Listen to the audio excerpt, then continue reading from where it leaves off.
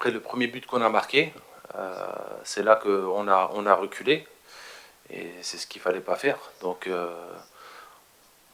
je pense qu'on a retrouvé un peu la première mi-temps du Soudan, avec une équipe un peu stressée.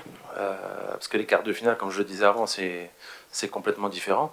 Après, pour les changements, comme je vous l'ai dit, tous les joueurs que j'ai fait rentrer, à part Melisa Guedraoui, les autres ils étaient blessés. Adam il avait un problème à l'adducteur. Il fallait demander des efforts défensifs, donc il n'aurait pas tenu. Il y avait Khassef qui avait des problèmes à l'adducteur. Donc les changements étaient limités, avec un Youssef Attal, comme vous voyez, qui n'est pas encore au top de sa forme, donc qui revient. Donc c'est pour ça que j'ai retardé les changements, parce que j'avais peur qu'ils rentraient et puis qu'ils se reblessaient, ou qu'ils n'avaient pas le rythme pour pouvoir faire les efforts plus longtemps que 15-20 minutes. Donc c'est pour ça. Et en tout cas, les autres joueurs, oui, quand on joue tous les 3 jours, on a senti une fatigue.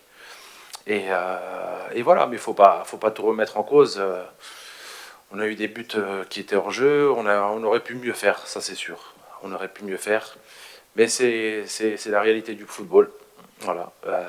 Les Émirats ont eu l'occasion d'avoir une action sur un centre de 25 mètres, ils l'ont mis dedans.